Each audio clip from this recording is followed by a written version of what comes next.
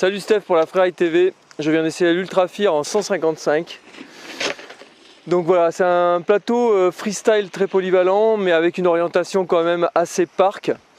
On a une spatule WAPO qu'on retrouve sur beaucoup de boards Capita, donc c'est une spatule à angle droit comme ceci là, qui va permettre à la board de déjauger facilement dans la poudreuse. On a un cambre plat sur cette board.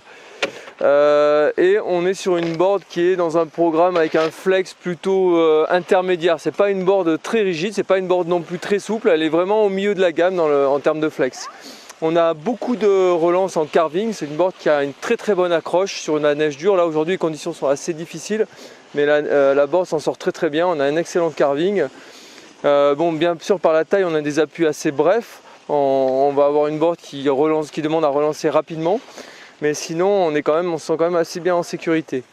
Après bon, c'est une board qu'on peut utiliser aussi éventuellement un peu en backcountry si on met un peu de setback et ça va lui donner un peu plus de polyvalence, mais son orientation est quand même assez centrée vers le freestyle tout terrain et le parc.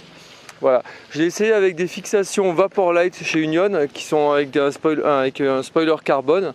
Et on a un combo qui fonctionne très bien, c'est très nerveux, c'est très confortable, un gros rendement, beaucoup de légèreté. D'ailleurs la planche est très légère.